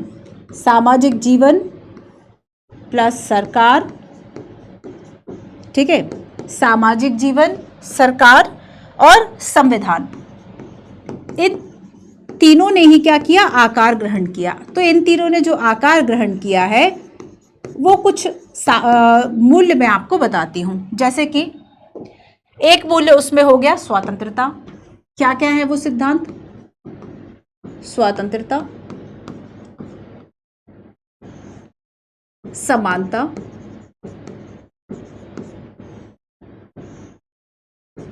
लोकतंत्र, स्वतंत्रता, समानता, लोकतंत्र, धर्मनिरपेक्षता, न्यायिक पुनरावलोकन, धर्म निरपेक्षता, न्यायिक पुनरावलोकन, समीक्षा। तो ये सारे सिद्धांत क्या है बच्चों? ये वो सिद्धांत हैं जिन्होंने हमारा सामाजिक जीवन, सरकार और जो संविधान है उसमें अपने इन मूल्यों की जो छाप है वह छोड़ी। फॉर एग्जाम्पल, चाहे हम विधि का शासन कहें, चाहे हम अधिकारों के बंटवारे की बात करें, ठीक है। लेकिन हम कहेंगे कि जैसे कि हमने रूसो की बात की, मार्क्स की बात की, ठीक है, गांधी जी की बात की, तो कुछ लोगों का कहना होता है कि ये राजनेता नहीं बन पाए, एज अ पॉलिटिकल लीडर इन्होंने खुद को बहुत स्टैब्लिश नहीं किया, लेकिन इनके जो विचार है वह आज भी हमें प्रभावित करते हैं। आज भी हम महात्मा गांधी के विचारों से प्रभावित रहते हैं, चाहे उनके या विवेकानंद जी की बात करें तो हम उनके विचारों से प्रभावित रहते हैं। ऐसा क्यों? अगर ये राजनेता नहीं थे तब इनके विचारों की छाप आज भी हमारे मन में है। पीढ़ी दर पीढ़ी हम उस चीज को ट्रांसफर करते हैं, ठीक है, पीढ़ी दर पीढ़ी हम उन चीजों को क्या करते हैं बच्चों? ट्रांसफर करते हैं। अच्छा, लेकिन देखो कि हम अगर आज भी स्वतंत्रता की बात करते हैं, हम तो स्वतंत्र हो गए 1947 में। अब हमें तो समानता जो है मिल गई। कॉन्स्टिट्यूशन में लिखा है आर्टिकल 14 से 18 तक कि विधि के समक्ष समानता, विधियों का समान संरक्षण, कोई भी व्यक्ति धर्म, जाति, लिंग, विशेष जन्म स्थान, इन सब के आधार पर उससे भेदभाव नहीं किया जाएगा। अब लिख दिया तो अब क्यों लड़ रहे हो? मतलब अब फिर से क्या जरूरत है? अभी भी आप समानता की बात करते हो, तो अब अभी भी आप स्वतंत्रता की बात करते हो, अब क्या चाहिए, है ना? अब क्या चाहिए? तो क्या ये इन पर विचार विमर्श करना क्या अब भी प्रासंगिक है? एक प्रश्न उठता है।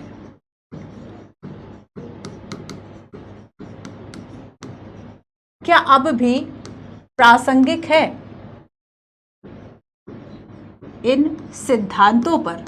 लिख लो, है ना, इन सिद्धांतों पर विचार विमर्श क्या अब भी प्रासंगिक है? एक बड़ा प्रश्न उठ गया। अब देखो, अच्छा ये बताओ, क्रिकेट आप सभी को पता होगा, पहले मान लो केवल 50 ओवर के लिए खेला जाता था। अब आपने 2020 सुना, 10 ओवर, पता चले हो सकता है कल एक बॉल फेंके और उसके बाद कह दे कि बस इसी से फैसला कर लो। फिर आए नियम कि बस केवल टॉस खेल लो, टॉस से हार जीत का फैसला कर लो। तो देखो, समय है, अवधारणाएं हैं, कॉन्सेप्ट जो है वे बिल्कुल बदल सकते हैं। एक नए समय में नए अर्थ लिए जा सकते हैं, है ना। तो हम यहाँ देखते हैं बच्चों कि अगर हमारे संविधान में देखो, इन सब चीज़ों को और समझने के लिए जब तक बुक रीडिंग नहीं करोगे कुछ नहीं होगा। ये ऐसे कॉन्सेप्ट है बच्चों जो आपको एक बहुत ज़्यादा नॉलेज देंगे, है ना। ये ऐसी बुक है जो आपको मतलब चीज़ों को समझने में हेल्प करेगी। बिना पढ़े कुछ नहीं होगा, रीडिंग करनी पड़ेगी। मैं समझा रही हूँ, कुछ पॉइंट्स लिखवा रही हूँ, हर एक लाइन इंपॉर्टेंट है। सारी लाइन तो नोट्स नहीं बना सकते ना, पर पढ़ तो सकते हो। चलो, तो यहाँ पर आपको याद रखना है बच्चों कि जैसे कि हम स्वायत्त हैं, स्वतंत्र हैं, अब हमें ये प्रश्न उठाना बंद कर देना चाहिए, पर हम नहीं करते। ऐसा क्यों?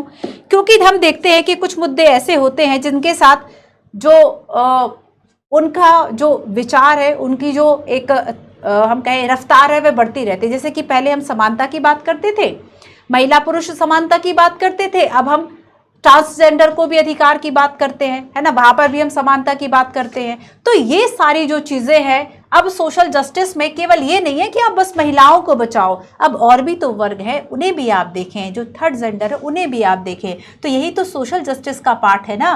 तो पहले हम जिसको कंसीडर ही नहीं कर रहे थे, अब हम धीरे धीरे उन सब वर्गों को भी कंसीडर कर रहे हैं। तो अभी तक, है ना, वही बात होती है कि जैसे कि आपने एक बार पढ़ लिया, नोट्स बना लिए, फिर आपको जरूरत होती है कुछ चीजों से आप उसको अपडेट कर ले, नहीं तो आपके जो नोट्स है वे फिर बेकार हो जाएंगे एक बार समय के साथ। तो जब हम कहते हैं कि समय के साथ अगर हमने किसी विचार को नहीं बदला या कोई व्यक्ति नहीं बदला, तो समय उसको ही रिप्लेस कर देता है, ठीक है। फॉर एग्जाम्पल जैसे कि अभी टेक्नोलॉजी का जमाना है, ठीक है, और इस आने वाली टेक्नोलॉजी के साथ जिसने खुद को एडजस्ट नहीं कर पाया, वो नहीं जान रहा क्या यूट्यूब होता है, वह नहीं जान रहा कि क्या ऑनलाइन सारी चीजें होती हैं, सारा बैंकिंग सिस्टम ऑनलाइन हो गया है, तब ऐसे में आपको परेशानी ज्यादा होगी। तो यहाँ पर समय के साथ साथ हमें भी तो अपग्रेड थोड़ा सा होने की जरूरत होती है ना, तो विचारों को क्यों नहीं, विचारों को भी थोड़ा सा अपग्रेड होने दो, है ना। तब हम कहते हैं बच्चों कि देखो पहले हम बात करते थे कि सभी को वोट मिले, पहले केवल पुरुषों को था, फिर पूरे विश्व में बात हुई कि महिलाओं को भी दिया जाए, वुमेन सफरेज जो मूवमेंट है वो हमने सुना, महिला मताधिकार आंदोलन, है ना। उसके बाद हम देखते हैं कि अब वो जो वोट वाली बात थी कि पहले पुरुष महिला, अब फिर सभी को, फिर वयस्क मताधिकार की बात होती है, अभी भी कुछ अब हम और उसके अधिकारों की व्याख्या और कर देते हैं आगे जाके। तो यहाँ पर समय के साथ साथ जो व्याख्याएं हैं वह बदलती रहती हैं, ठीक है। पहले सरकार ने कहा कि नहीं केवल राशन दो, आज सरकार कहती है कि नहीं एजुकेशन भी दे दो ना, वो भी तो जरूरी है एक गुणवत्तापूर्ण जिंदगी के लिए। तब ये सब क्या हुआ, हमारे विचार ही तो बदल रहे। आगे हम देखेंगे कि हमारे संविधान में अगर स्वतंत्रता की गारंटी दी गई है, लेकिन हम फिर भी नई व्याख्याएं क्यों। एक और प्रश्न आया, हालांकि इंपॉर्टेंट है ये हमारे संविधान में, हालांकि आ रहा है समझ में बच्चों, इंटरेस्टिंग लगा, खुद से पढ़ोगे ना बिना एक डिस्टरबेंस के, पूरा चैप्टर एक साथ ही फिनिश करना, मजा आएगा आपको, है ना। हालांकि हमारे संविधान में स्वतंत्रता की गारंटी दी गई है, स्वतंत्रता की गारंटी है, फिर नई व्याख्या क्यों, फिर नई व्याख्या क्यों, एक प्रश्न उठ गया। अब देखो हम कहते हैं कि जैसे कि ठीक वैसे ही जैसे कि हम कोई खेल खेल रहे हो, चाहे शतरंज हो चाहे क्रिकेट का हो, और जैसे जैसे हम सीखते जाते हैं हम नियमों की व्याख्या कुछ अपने तरीके से करते जाते हैं। तो जैसे जैसे हम सीखे नई व्याख्या आई, उसने और भी व्यापक अर्थ। अरे सबसे अच्छा तरीका तो लोकतंत्र को समझने का है। पहले हम कहते हैं कि लोगों के द्वारा लोगों पर शासन, है ना, by the people for the people to the people, हमने कह दिया, ठीक है।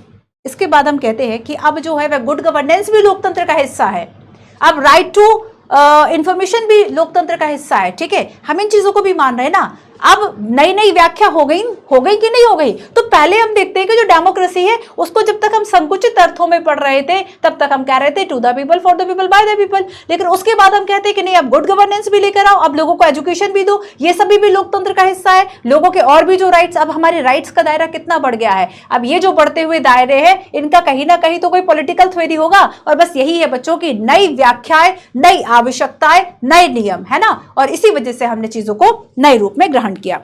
तो जैसे कि हम कहते हैं संविधान में मौलिक अधिकारों की पुनर्व्याख्याएं होती रहती है, और ऐसे में यूपीएससी ने मेंस में जो क्वेश्चन पूछा वो यहां से पूछा था, ठीक है। आप देखो यूपीएससी ने मेंस में क्वेश्चन पूछा बच्चों कि क्या जो अधिकार है, क्या जो हमारे अधिकार है उनकी फिर से पुनर्व्याख्या होनी चाहिए। आप लिखिए हाँ भाई बिल्कुल, मतलब हमें उसको फिर से लिखना नहीं है मूल अधिकारों का पूरा जो चैप्टर है, बस हमें कुछ शामिल कर देना है। जैसे कि सुप्रीम कोर्ट ने समय के साथ साथ आप देखेंगे कि चाहे आर्टिकल 21 जो कि right to life and right to personal liberty की बात करता है, जीवन और व्यक्तिगत स्वतंत्रता की बात करता है, उसमें राइट टू लाइवलीहुड आजीविका के अधिकार को शामिल किया, उसमें राइट टू फूड भोजन के अधिकार को शामिल किया, है ना, उसमें राइट टू एक स्वच्छ एनवायरनमेंट की बात की गई कि भाई आपको पर्यावरण जो है वह शुद्ध पर्यावरण का अधिकार है, clean water, clean drinking water, स्वच्छ पीने का पानी, वो भी आपके जीने का अधिकार है।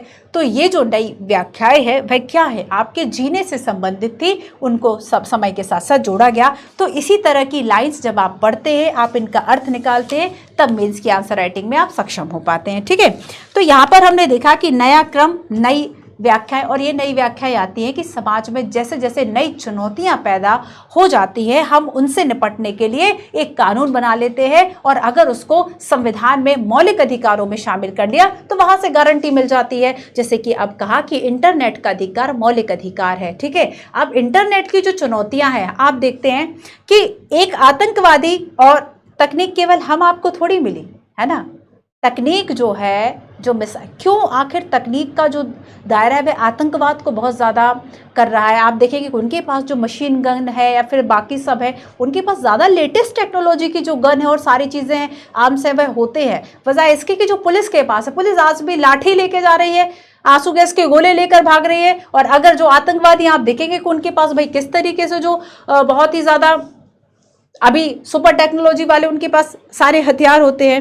तो हम देखेंगे कि बच्चों सबसे ज़्यादा एक जो खतरा है इस बढ़ते हुए युग में, कि जो तकनीक आपको आगे बढ़ा रही है वह आतंकवादी और इस तरह के संगठनों के पास भी है जो कि सरकारों को मिटाना चाहते हैं। ठीक है, तो और एक हम देखें कि जैसे कि इसका एक पॉजिटिव पहलू ये हो सकता है कि जो आदिवासी हैं या जो जंगलों में लोग रह रहे हैं, उनको नए समाज से जोड़ने के लिए उनको तकनीक की ज़रूरत होती है ना। तो यहाँ पर अगर वो चीज़ों को देखेंगे समझेंगे तब, जैसे कि अगर हम फ़ोन की बात करें तो पहले हो सकता है कि दिल्ली में क्या चल रहा है, दिल्ली की राजनीति में क्या चल रहा है, किसी को ना पता हो। बट अब आप देखेंगे कि इतने सारे शॉर्ट और मीम्स बन जाते हैं कि इंसान मजे मजे में सारी चीज़ों को जान लेता है कि अच्छा ऐसा हुआ। किसी का एक जो मान लो किसी लीडर के द्वारा कोई ऐसी बात कह दी गई जो कि बड़ी फनी थी और उसको गलत तरीके से कहीं पे रिप्रेजेंट कर दिया, तो आप देखेंगे कि अब बातों मतलब ऐसी आप मस्ती मजाक में रील्स में चीज़ों को, राजनीति को समझ लेते हैं।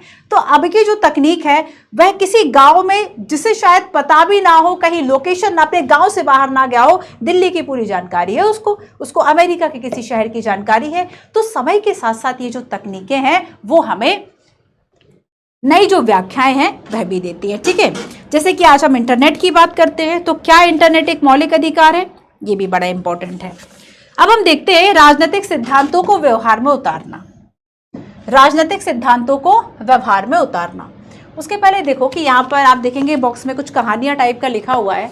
अगर हम सुकरात की बात करें तो सुकरात को सबसे ज्यादा विवेकशील जो व्यक्ति है वह कहा जाता है। ठीक है, सुकरात को बहुत विवेकशील जो व्यक्ति है वह कहा जाता था। वह समाज, धर्म और राजनीति के बारे में प्रचलित मान्यताओं को सवालों के कटघरे में खड़ा करने के और चुनौती देने के लिए प्रसिद्ध थे। और यहाँ पर इसी के लिए उन्हें एथेंस के जो शासक थे उसके द्वारा मृत्यु दंड दे दिया गया था। ठीक है, सुकरात को।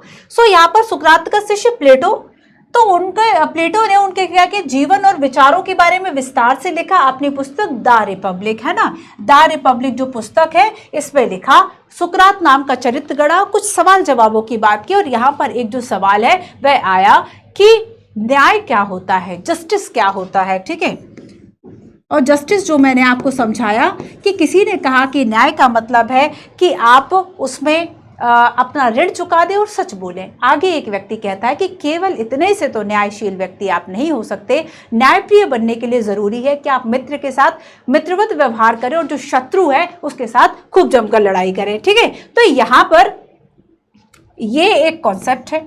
आगे हम देखेंगे कि आखिर राजनीतिक सिद्धांतों को व्यवहार में उतारना क्यों जरूरी है और कहाँ कहाँ हम इसको उतारते हैं और कैसे उतारते हैं। ठीक है, देखो जैसे कि हम देखते हैं कि चाहे पहले कुछ एग्जांपल्स देखो फिर हम इसको पढ़ेंगे।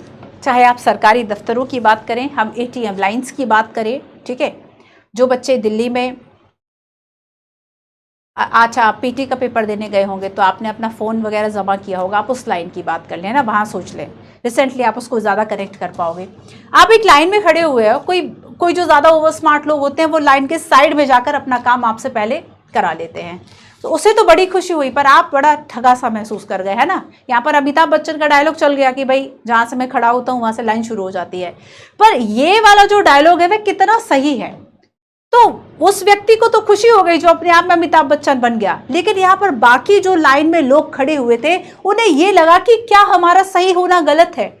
तो आप राजनीतिक सिद्धांतों को समझ रहे हैं, हम समानता की बात कर रहे हैं, हम सभी ने मान लीजिए एक ही चीज के लिए पैसे दिए, ठीक है, एक सर्विस के लिए पैसे दिए या फिर हम कुछ खरीदना चाहते हैं, हम एक लाइन में लगे, लेकिन कुछ व्यक्ति जो सेम उन्होंने पे किया था पर उस साइड में जाकर हमसे पहले उस चीज का लाभ ले रहे हैं, तब अगर हमने जो समय दिया या हमने जो पेशेंस दिखाया कि हम लाइन में चुपचाप खड़े रहे, वो चीज हमें ठगा सा एक महसूस करा गई कि यार गलत किया, इससे अच्छा जब गलत तरीका था तो हम वैसे ही कर लेते, हम क्यों खड़े खड़े अपना इंतजार जो है वह कर रहे थे, है ना।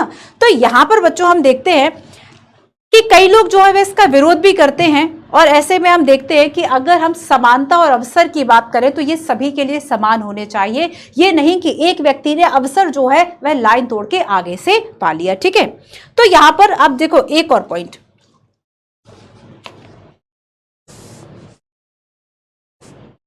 जैसे हम कहते हैं कि समाज में हमने देखा कि बहुत सारे लोग बहुत गरीब होते हैं, ठीक है, ज्यादातर। तो यहाँ पर हम देखेंगे कि उन गरीबों के पास अपने मेडिकल फैसिलिटीज, जो मेडिकल उनका चीजें हैं, उनको पूरा करने के लिए उनके पास पैसा नहीं है ना। तो वहां पर क्या वो भी, अब आप कहो समानता है, तो वो भी उतना ही पैसा दे जितना कि एक अमीर व्यक्ति जो कि अफोर्ड कर सकता है दे। एक व्यक्ति जो रोटी नहीं कमा सकता वो मेडिकल फैसिलिटीज के लिए पूरा पैसा दे। एक व्यक्ति जिसके पास पर्याप्त है, अपनी बुनियादी आवश्यकताएं खूब अच्छे से पूरी कर रहा है, उसके बच्चे हो सकता है विदेशों में पढ़ रहे हो, उस व्यक्ति के लिए भी सेम चीजें गवर्नमेंट प्रोवाइड कर रही है। क्या ये समानता सही है? एक जगह हमने समानता और अवसर की बात की, लाइन तोड़ने वाली बात की। दूसरी बात हम कह रहे हैं कि जब एक व्यक्ति गरीब है अगर, तो सरकार उसके क्या करे? सरकार जो है वह उसको कुछ विशेष सुविधाएं दे दे, जैसे कि जन औषधि केंद्र की बात करते हैं या फिर हम बाकी चीजों की बात करते हैं। तो ये राजनीतिक सिद्धांत ही तो है बच्चों जो सरकार ने अपनाया हुआ है ना। तो यहाँ पर हम देखते हैं कि ऐसे लोग जो पत्थर तोड़ते हैं, जो लोग ईंट बनाने का काम करते हैं, ईंट के भट्टों में काम करते हैं, उनके बच्चों की परवरिश कैसे होती होगी, है ना। और दिल्ली में जो लोग रह रहे हैं या फिर ठीक ठाक कमा रहे हैं, लाखों कमा रहे हैं, उनके बच्चों की परवरिश कैसे होती हो। उनके पास एजुकेशन है, उनके पास सब कुछ है, विलासिता की भी चीजें हैं, और एक के पास आवश्यकता की भी चीजें नहीं है। तो यहाँ पर सरकार को क्या चाहिए कि ऐसा जो वंचित वर्ग है उसके लिए कुछ विशेष सुविधाएं दे दे। यहाँ पर हम रिजर्वेशन की बात करते हैं, यहाँ पर हम ऐसे वर्ग के लिए कुछ विशेष व्यवस्थाओं की बात करते हैं, जैसे के लिए फ्री में अनाज बांट देना। तो ये ऐसे राजनीतिक सिद्धांत हैं जो, अब देखो, ये ऐसे राजनीतिक सिद्धांत हैं जो सामाजिक जीवन, सरकार और संविधान इसको आकार देते हैं। आई बात समझ में? आई बात समझ में? ठीक है, चलो। तो यहां हम कहते हैं कि समानता में किसी ना किसी प्रकार की निष्पक्षता बरती जानी चाहिए ताकि लोग अनुचित रूप से शोषित ना हो और आर्थिक कारकों की वजह से प्रतिकूल परिस्थितियों का शिकार ना हो। तो हम देखते हैं कि समाज के कुछ सदस्य ऐसे हैं जिन्हें की बुनियादी आवश्यकताएं अगर पूरी नहीं हो पा रही है, तब उस सरकार जो है उनका विशेष ख्याल रखे। ठीक है, 2 एग्जाम्पल्स हमने देख लिए। अब देखो एक और पॉइंट देख लो बच्चों, कि अगर हम कहते हैं कि समानता जो है बहुत इंपॉर्टेंट है, लेकिन आप देखते हैं कि कुछ ऐसे वंचित वर्ग है जिसे शायद कभी आगे आने का मौका ना मिले अगर उसे आपने कुछ खाली जगह जो स्पेस है वह नहीं दिया, और अगर नहीं दिया है तब उसकी विशेष ज़रूरतों का जो ख्याल है वह रखा जाए, है ना। विशेष ज़रूरतों का जो ख्याल है वह रखा जाए। तो यहाँ पर हम समान अवसर की बात नहीं करते। जैसे कि एक व्यक्ति विकलांग है, अगर उसे किसी ने सहारा दिया तो यहाँ पर हमें खुश होना चाहिए कि ठीक है। जैसे कि आप मेट्रो में देखेंगे कि मेट्रो में स्पेशल जो सबसे आगे गर्ल्स का डिब्बा होता है ना, क्योंकि महिला ज़्यादा संवेदनशील मानी जाती हैं, और वो इस चीज़ का ख्याल भी रख लेते कि ठीक है हम उस जगह पे नहीं बैठना है जहाँ पर जो किसी स्पेशल जो पर्सन है उनके लिए है। तो यहाँ पर हम देखेंगे कि जो गवर्नमेंट है वो कुछ अलग से इस तरह का प्रोविज़न कर देती है। तो हम यहाँ सोचते हैं कि ठीक है, कुछ ऐसे लोग जो कि किसी अक्षमता का शिकार है, सरकार उनके लिए विशेष व्यवस्थाएं कर दे, तब हमें वहाँ पे समानता नहीं चाहिए, है ना। तो ये भी तो एक मूल्य हो गया, ये मूल्य हमारे लिए हो गया कि हम आप इस चीज़ को तसल्ली कर लें। अब आगे देखो,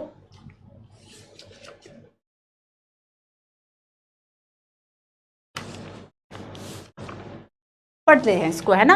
ये कंप्लीट हो गया आपका। बस यही समझना था इस टॉपिक में। तो मतलब ये शुरुआती जो आपका है ना राजनीतिक सिद्धांत, क्यों पढ़ना है, क्या पढ़ना है ये भी इंपॉर्टेंट। पूरा पढ़ो आप, बिल्कुल रीडिंग करनी है आपको बहुत अच्छे से। तो हम देखते हैं बच्चों कि यहाँ पर राजनीतिक सिद्धांत के एक पहलू तक सीमित रखा, स्वतंत्रता, समानता, नागरिकता, न्याय, विकास, राष्ट्रवाद और धर्मनिरपेक्षता। ठीक है, राजनीतिक विचारों की उत्पत्ति, अर्थ और महत्व के बारे में हमने अध्ययन किया। जब हम किसी मुद्दे पर बहस, तर्क वितर्क आरंभ करते हैं तो हम ये पूछते हैं कि इसका अर्थ क्या है और ये कैसे महत्वपूर्ण है। राजनीतिक सिद्धांतकारों ने बताया कि आजादी या समानता क्या है और इसकी अलग अलग परिभाषाएं हैं। देखो गणित में तो हम ये कह दें, मैथ्स में हम कह देते हैं कि यहाँ पर जो वर्ग है, वर्ग का मतलब और त्रिभुज का मतलब, तो इसकी जो डेफिनेशन है वह बिल्कुल अलग अलग है, और एक ही डेफिनेशन है, 2 डेफिनेशन नहीं होगी। आप अगर कहोगे त्रिभुज मतलब जिसकी 3 भुजाएं, आप कहोगे चतुर्भुज मतलब जिसकी 4 भुजाएं, कोई और दूसरी डेफिनेशन है ही नहीं। है ना। आप कहोगे सरल रेखा मतलब सीधी रेखा है, और छोर नहीं है। तो यहां पर क्या है बच्चों कि आप त्रिभुज और वर्ग की सिर्फ एक परिभाषा कह सकते हो, लेकिन अगर आप कहो कि राजनीतिक सिद्धांत में आप समानता की व्याख्या केवल हमेशा समानता की बात करो, यह पॉसिबल नहीं है। हो सकता है कि जो हमारे देश के राष्ट्रपति है उनके लिए विशेष परिस्थितियों में जो है वह कुछ एक्सेप्शन हो, और जो एक गरीब वर्ग है उसके लिए सरकार अलग से ख्याल रखे। तब यहां पर हमेशा समानता की बात करना बिल्कुल भी सही नहीं होता, क्योंकि यह गणित नहीं है, यह सामाजिक जीवन है, यह राजनीतिक जीवन है। ठीक है, ऐसा इसलिए क्योंकि समानता जैसे शब्दों का सरोकार किसी वस्तु से नहीं है, बल्कि मनुष्य और उसके संबंधों से है। अगर मनुष्य के साथ हमारे संबंधों के बीच की परिभाषा जो है वह समानता तय कर रहा है, तब हम देखेंगे कि ये जो समानता है, जैसे ही ये संबंध बदलते हैं तो कुछ ये अवधारणाएं भी बदल जाएंगी, है ना। जैसे कि जब एक सामान्य व्यक्ति के साथ सरकार का समानता का व्यवहार करने का तरीका होगा, अलग होगा। एक अक्षमता वाला जो व्यक्ति है, जिसको जो किसी भी तरह से असक्षम है, उसके साथ व्यवहार का तरीका जो है अलग होगा। तो इसलिए यहाँ पर क्या है कि ये चूंकि एक वस्तु नहीं है, बल्कि चूंकि ये मनुष्यों के बीच के संबंधों का परिणाम होता है, इसलिए सिद्धांतों की व्याख्या अलग अलग की जाती है। वस्तुओं के विपरीत मनुष्य समानता जैसे मुद्दों पर अपनी राय रखता है। मतों को समझना और तालमेल की जरूरत होती है, और यहाँ पर इसी वजह से हम अलग अलग अनुभव समानता का कर पाते हैं। और अब अंतिम बात है कि हमें राजनीतिक जो सिद्धांत है वह क्यों पढ़ना चाहिए, है ना। क्यों पढ़ना चाहिए? हम इसलिए पढ़ना चाहिए क्योंकि अगर हम भविष्य में चाहें हम राजनेता बन सके। कितने लोग हैं जो पॉलिटिशियन बनने के लिए इस किताब को पढ़ेंगे, और अगर वो बन गए, कहते हैं कि राजनीति के दो सिद्धांत होते हैं, एक तो किसी भी तरीके से राजनीति में प्रवेश पा लेना, और अगर आप राजनीति में एंट्री ले लिए हो तो किसी भी तरीके से उसमें फिर बने रहना, और इसके लिए फिर कुछ भी करना पड़े, है ना। तो हम देखेंगे कि राजनीतिक सिद्धांत, अगर आप मान लीजिए भविष्य में कोई ऐसा पेशा चुनना चाहते हैं कि आप अगर टीचर नहीं बनना चाहते हैं, आप प्रोफेसर या फिर आईएएस ऑफिसर नहीं होना चाहते हैं, आप कोई और नौकरी नहीं करना चाहते, आपने भाई मैं तो पॉलिटिशियन बनूंगा बनूंगी, है ना। एक तो वो पड़ेगा। दूसरा है बच्चों कि अगर आप ये सोचते हैं, आप अपने अवेयरनेस के लिए पढ़ते हैं कि अधिकार संपन्न नागरिक हम बनने वाले हैं, ठीक है, हमारे पास जो अधिकार है वो हम जान रहे हैं, हम बन सकते हैं। तो यहाँ पर एक अवेयरनेस का मामला हो गया कि हमें जो विचारों की जानकारी है, संस्थाओं की जानकारी है, तो इसकी जो बेसिक वैल्यूज है वो हमें पता चल रही है। बुनियादी जानकारी के लिए हम इसको पढ़ते हैं, ठीक है। या फिर हम ये कहें कि जैसे मान लीजिए हमें मतदान के विषय पर अपनी राय पेश करनी है, तो एक वो व्यक्ति जिसे नहीं पता मतदान के बारे में, उसने इस सिद्धांत को नहीं पढ़ा, वो सार्वभौमिक वयस्क मताधिकार के सिद्धांत को नहीं जानता, वो अपनी राय नहीं रख पाएगा। आपने पॉलिटिकल थ्योरी की बुक पढ़ी थी, आप बहुत अच्छी बात है इसके संदर्भ में। जो लोग ज़्यादा पढ़ते हैं उनके पास कुछ ना कुछ ऐसे डायलॉग्स, कुछ ना कुछ ऐसी चीज़ें मिल जाएंगी कि आपको उनको सुनना अच्छा लगेगा, उनका नॉलेज उस चीज़ में अच्छा होता है ना। तो यहाँ पर आपके अवेयरनेस को बढ़ाने के लिए प्लस आपकी नॉलेज को बढ़ाने के लिए है, आप किसी बात को तर्क के साथ कह रहे हो। एक व्यक्ति ने कहा कि नहीं महिलाओं की स्थिति अच्छी नहीं है, वही दूसरा जिसने यूपीएससी की तैयारी की थी वो आपको बता रहा है कि देखो इतने % महिलाएं हैं, और अभी एजुकेशन के क्षेत्र में अगर हम कहें इतने % इनका पार्टिसिपेशन है, ठीक है, इनका जो लिटरेसी रेट है वह इतना है, पार्लियामेंट में इनकी स्थिति ये है, इतनी अपराध की, मतलब वो थोड़ी सी ऐसी बात कर पाएगा, कुछ फैक्ट आपको दे पाएगा, उसके जो लॉजिक होंगे वह ज्यादा अच्छे होंगे बजाय आपके, है ना। क्यों? क्योंकि उसने पढ़ा था। तो एक अवेयरनेस के साथ साथ आप अपने सामाजिक जो चीजें हैं, सोसाइटी, उस चीज को समझ सको, इसके लिए भी पॉलिटिकल थ्योरी बहुत जरूरी है, ठीक है। अब देखो, अब हम बात करते हैं कि मान लीजिए कि जो लोग कहीं पे कोई नए विचार, व्याख्या, ये सारी चीज़ें हो रही हैं, तो उसमें नई व्याख्याओं के लिए, विचार प्रस्तुत करने के लिए बहुत ज़रूरी है। फिर हम कहें कि आप मान लीजिए स्टूडेंट है अगर, है ना, तो आप पॉलिटिकल लाइफ को लेकर, आप पॉलिटिकल इश्यूज़ को लेकर अपनी जो राय है वह बेहतर तरीके से रख सकते हैं। और इस वजह से आप उन लोगों से जो कि पहले से ही पूर्वाग्रह से ग्रसित है किसी एक मुद्दे को लेकर, आपने पढ़ रखा है, आपकी बुद्धि खुली है, आप ज़्यादा अच्छे से तर्क को रख पाओगे। तो यहाँ पर इसलिए हमें ज़रूरत होती है, ठीक है। अच्छा, एक पॉइंट और सुनो। मान लीजिए कि आपका ये जो अनुभव है, हम कहते हैं समानता बहुत अच्छी बात है, लेकिन अगर आप उस वर्ग के हैं, फिर वही बात है कि टेबल के इस तरफ खड़े होना, टेबल के दूसरी तरफ खड़े होना, बहुत अंतर हो जाता है। आप इस तरफ, मतलब आप गवर्नमेंट किसी ऑफिस गए हैं, किसी सरकारी आप दफ्तर गए, आपको कुछ काम कराना है, आप इस तरफ खड़े हुए हैं, आपका काम होना है, उस तरफ अधिकारी है, तो ये जो दोनों साइड है ना बच्चों, बहुत अंतर होता है उस टेबल के, ठीक है। तो मान लो एक व्यक्ति जो कि गरीब है, उत्पीड़ित है, उसका दिमाग जो है वह हिंसा का हो जाएगा। अगर उसके साथ अन्याय हुआ तब वो महसूस करेगा हिंसक क्रांति उचित है। कार्ल मार्क्स की बात, वर्ग संघर्ष को याद करो, है ना।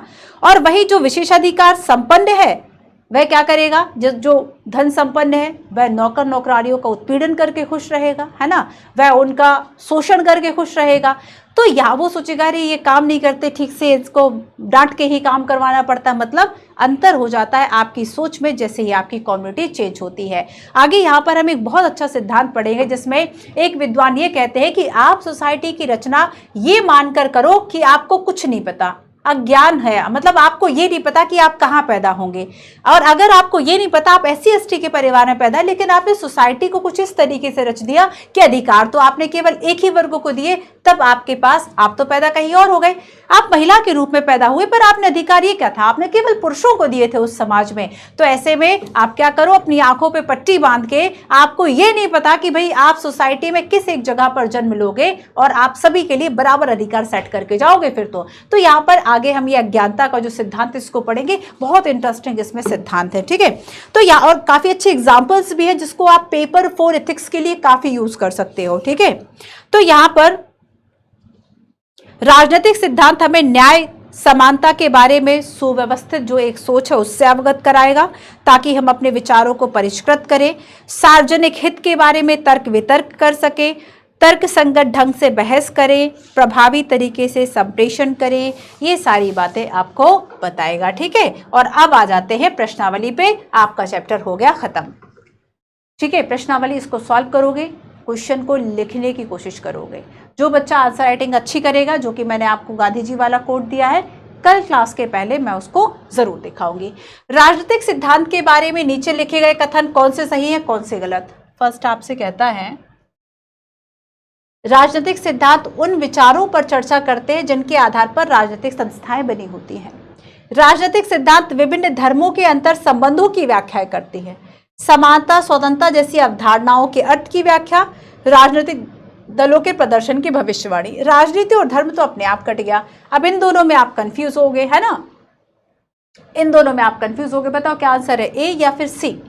सेकंड कहता है कि राजनीति उस सबसे बढ़कर है जो राजनेता करते हैं। क्या आप इससे सहमत हैं? अभी जो राजनेता करते हैं वो राजनीति नहीं है भाई, राजनीति तो बहुत बढ़िया चीज है, बट वो जिस तरीके से कर रहे हैं उनका तरीका गलत है ना। वो जिस तरीके से कर रहे हैं उनका जो तरीका है वह गलत है। लोकतंत्र के सफल संचालन के लिए नागरिकों का जागरूक होना क्यों अवेयर है? जागरूक होंगे तभी तो वे अपने लिए अधिकार और बाकी मुद्दों पर बात रख सकेंगे।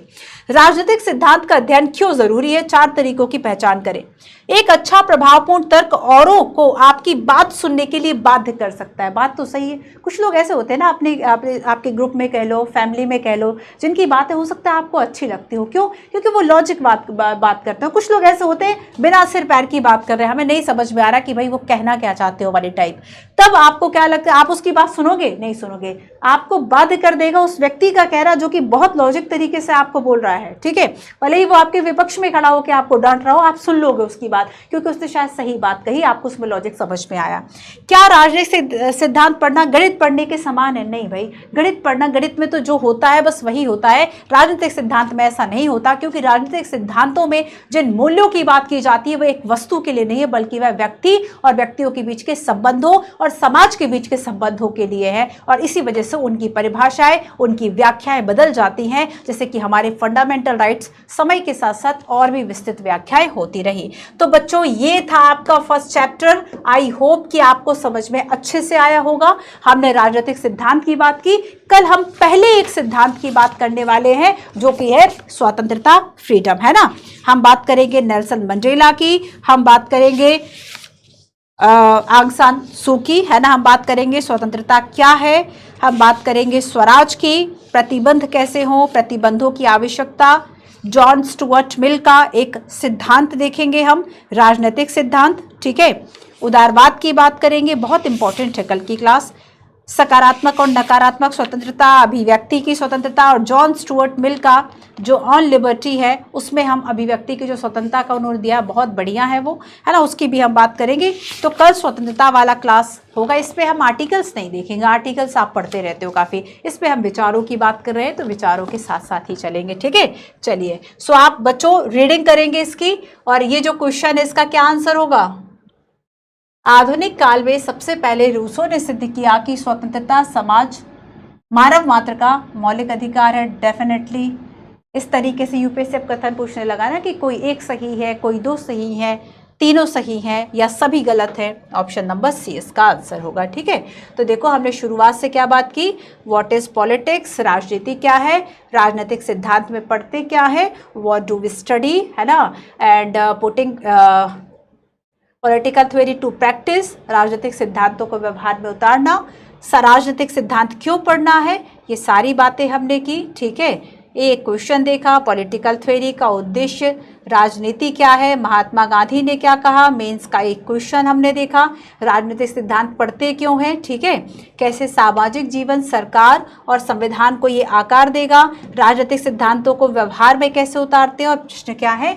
सो बस ये थी आपकी पहली क्लास। मैं फिर आपको बता दूं कि लक्ष्मीकांत सीरीज आपको पढ़ाई जाएगी, लेकिन उसके पहले हम क्लास 11 और 12 का जो पॉलिटी बहुत कुछ सिखाता है, चुपचाप बैठ के रीडिंग करोगे, और ये भी कोशिश करना कि कल मैं आपको स्वतंत्रता पढ़ाऊंगी, है ना, तो स्वतंत्रता को पढ़ने के पहले, क्लास में पढ़ने के पहले एक बार रीडिंग करके आना, फिर आपको ये प्रॉब्लम समझ में आएगी, अरे मुझे तो अच्छे से समझ में नहीं आया। फिर जब आप क्लास में चीज़ों को इंटरलिंक करोगे ना, मैं आपको ये बताऊंगी इसको यहाँ से कनेक्ट कर लेना वहाँ, फिर आपको चीज़ें जो है वह ज़्यादा समझ में आएंगी, ठीक है।